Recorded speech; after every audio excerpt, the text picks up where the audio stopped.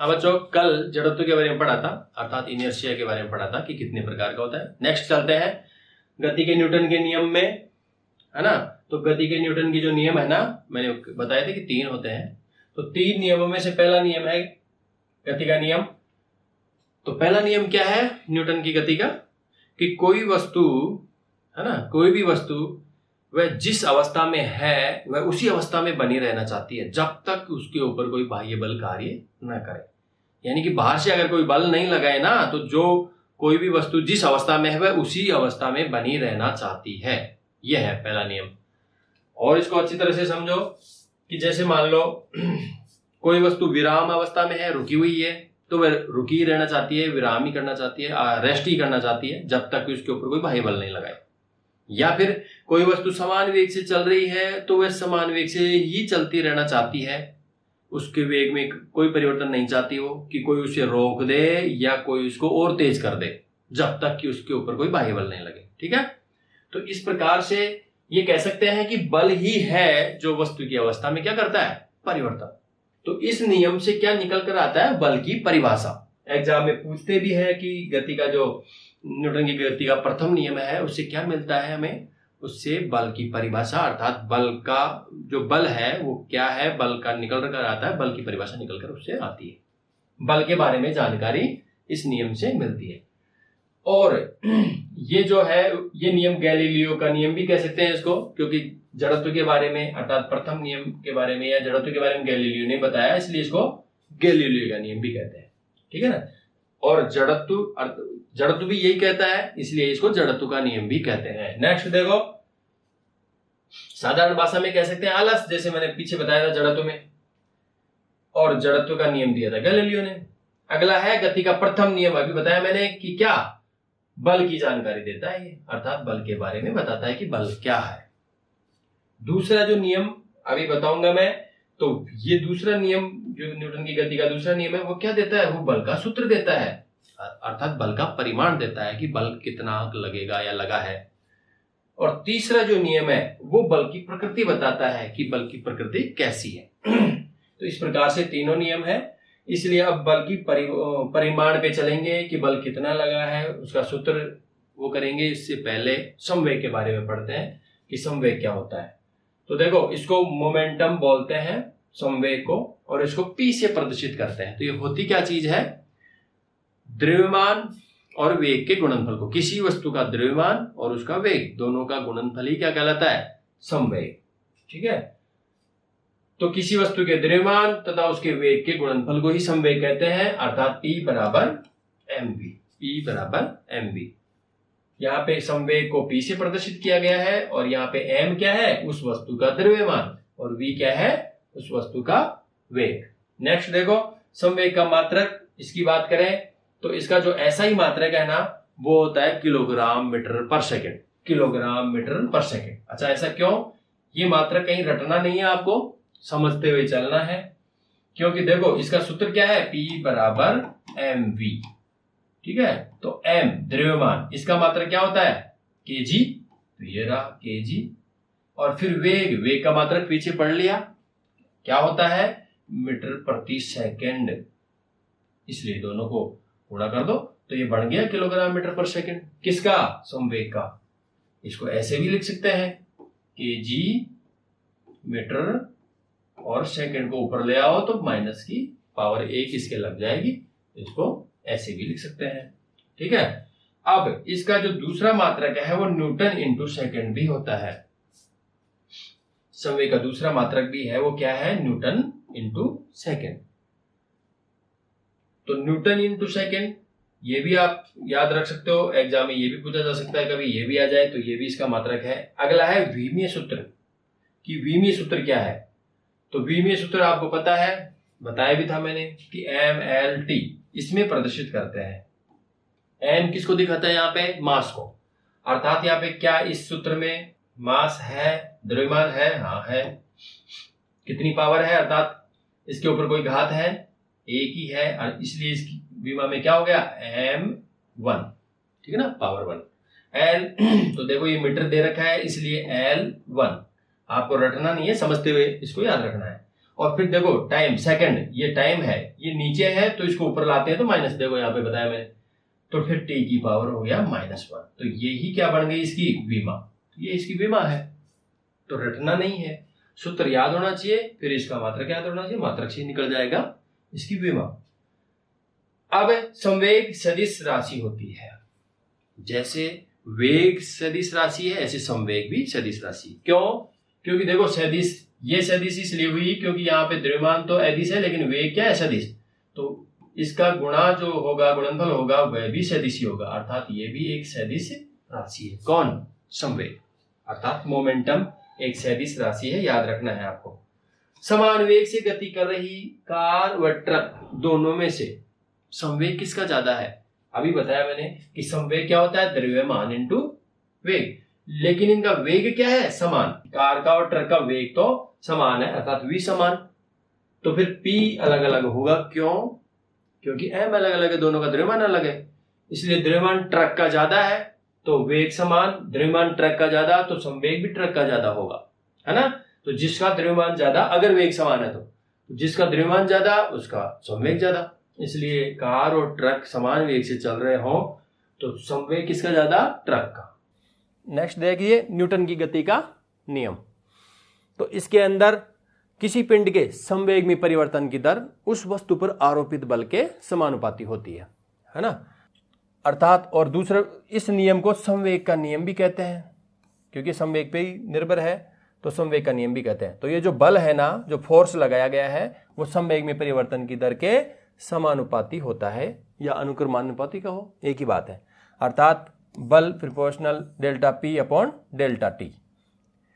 इसके अंदर देखो यहां जो प्रोपोर्शनल, अर्थात यहां पे कुछ कांस्टेंट है, तो F बराबर K delta P upon delta T, ठीक है। तो यहां जो K है ना वो एक नियतांक है। अब जो डेल्टा P अर्थात जो संवेग है ना, उसको आप जानते हो क्या लिखते हैं, P बराबर mv होता है ना। तो देखो mv माइनस mu, ये क्या है, प्रारंभिक वेग, ये क्या है, अंतिम वेग, इसलिए डेल्टा पी को ऐसे लिख सकते हैं कि mv माइनस mu। अब यहां पे देखो इसको कॉमन ले लो, m को कॉमन ले लिया तो अंदर रह गया v minus u upon T, और यहां पे k है ही, ठीक है ना, m को कॉमन ले लिया। अब देखो v minus u upon T, ये क्या होता है, आपको पता है, पीछे पढ़ा था त्वरण में, तो a बराबर v minus u upon T होता है। तो यहां पे ये जो है ना, इसकी जगह a लिख सकते हैं, अर्थात क्या हो जाएगा, f बराबर k तो है ही m, और इसकी जगह क्या लिख दिया, a, तो ये बन गया f, ये इधर लिख देता हूं मैं, f बराबर k m a। अब यहां जो k है ना वो एक नियतांक है और इसका मान होता है 1, ठीक है। तो फिर क्या बन गया, इसकी जगह ये 1 मान लो, तो फिर क्या बन गया, F बराबर ma। तो देखो ये है ना बल का सूत्र निकल कर आया है। और पीछे मैंने बताया ही था, जो गति का प्रथम नियम है ना वो क्या देता है, बल की परिभाषा, कि बल क्या है, अर्थात उसकी जानकारी देता है। द्वितीय नियम जो है ना वो बल का सूत्र देता है, अर्थात बल का परिमाण देता है। तो ये देखो बल का सूत्र है F बराबर ma, ये जो निकल कर आया है ना ये द्वितीय नियम से ही आया है। इसको अच्छी तरह से याद भी रखो, बहुत जगह काम आएगा, F बराबर ma, अच्छी तरह से याद कर लो इसको। अब देखो नेक्स्ट, आवेग। देखो संवेग द्रव्यमान इंटू वेग है ना, उसका गुणनफल जो है ना वो होता है संवेग। और फिर आवेग क्या होता है, वस्तु पर क्या होता है, एकदम से जो बल लगाया जाए ना, वो बहुत कम समय के लिए अगर बल लगा दिया गया है ना तो वो आवेग होता है। तो किसी वस्तु में संवेग परिवर्तन को भी कहते हैं आवेग, संवेग परिवर्तन कह दो, या फिर बड़े परिमाण का जो बल है वो अल्प समय के लिए लगा दो। जैसे मान लो हथौड़े से कील गाड़नी हो तो क्या होता है, कील पर हथौड़े से चोट मारते हैं, तो क्या हुआ है, बल लगाया है और तुरंत लगाया है, तेजी से लगाया है। ऐसे आराम से लगाएंगे है ना तो कोई भी जो काम है वो नहीं होता है। जैसे मार्शल आर्ट वाले क्या करते हैं, टाइल्स को तोड़ते हैं ना, तो वो जो बल लगाते हैं, वो जो ताकत लगाते हैं, वो बहुत कम समय के लिए लगाते हैं, बहुत तेजी से लगाते हैं वो, ठीक है। इसलिए अल्प समय अंतराल के लिए, यानी कि बहुत कम समय के लिए बल वही लगा दो, लेकिन बहुत कम समय के लिए। जब बहुत कम समय के लिए लगेगा तो बल का मान क्या हो जाएगा, ज़्यादा हो जाएगा।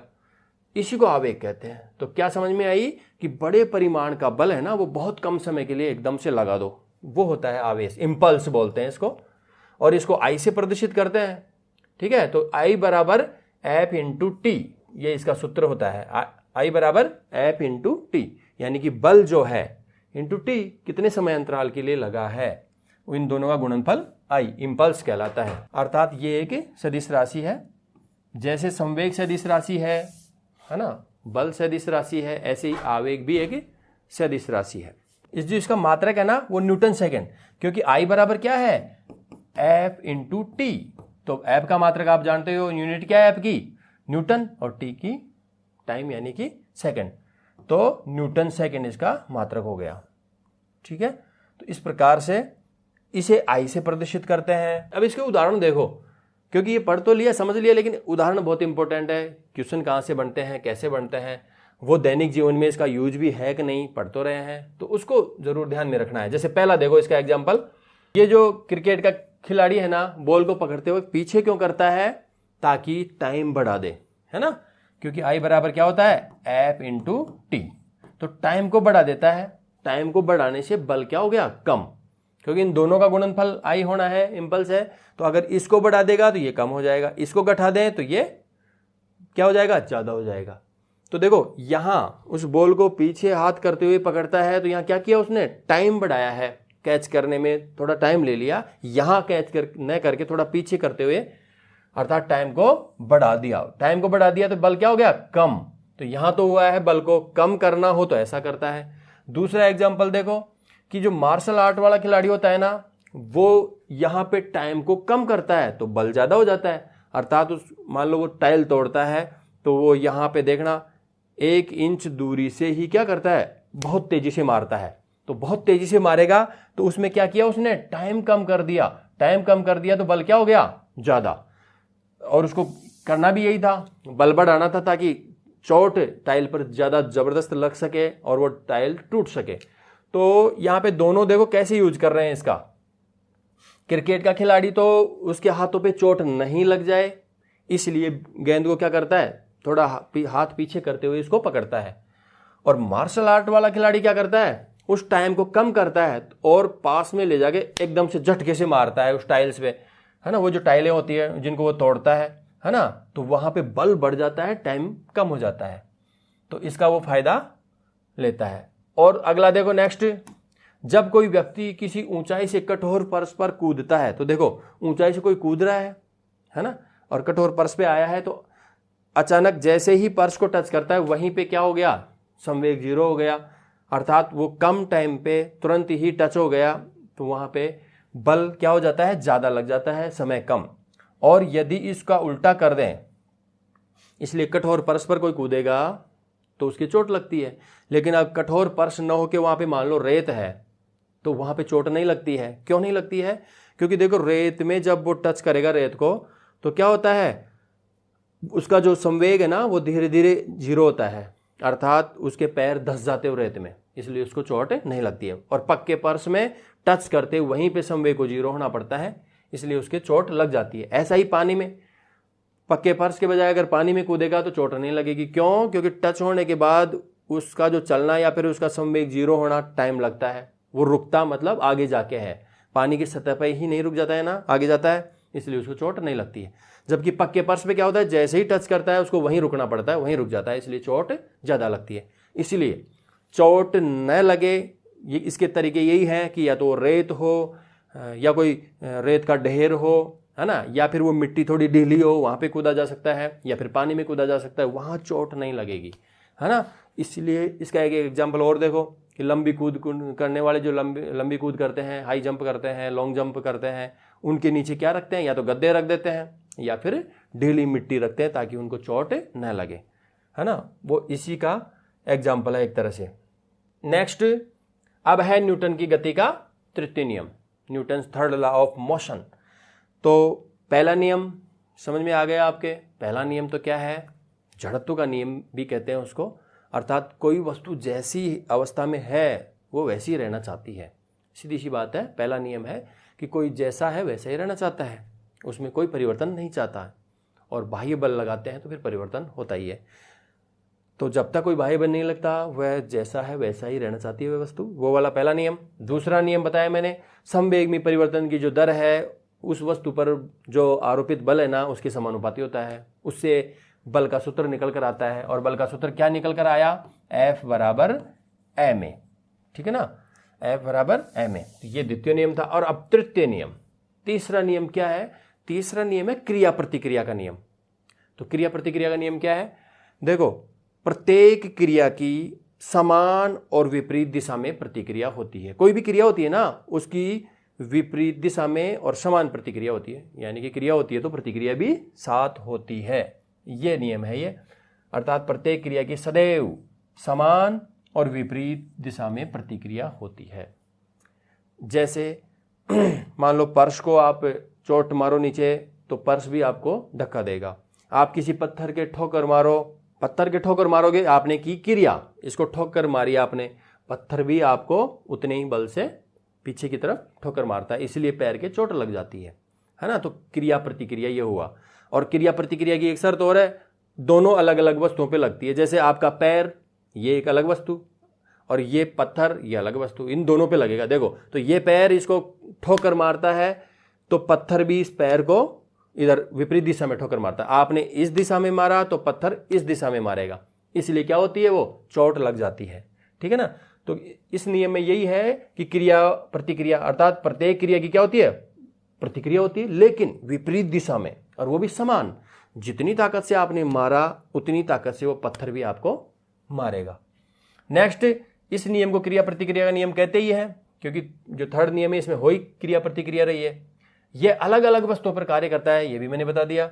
नेक्स्ट देखो इसके उदाहरण, तो उदाहरण के अंदर देखो बंदूक से अगर गोली दागे ना तो पीछे की तरफ धक्का लगता है। क्यों, देखो बंदूक से जैसे ही बंदूक का ट्रिगर दबाते हैं तो बंदूक से जब गोली आगे की तरफ, है ना, जिस वेग से आगे की तरफ वो निकल रही है उसी वेग से पीछे जानी चाहिए, लेकिन वेग नहीं, यहाँ पे संवेग होता है mv,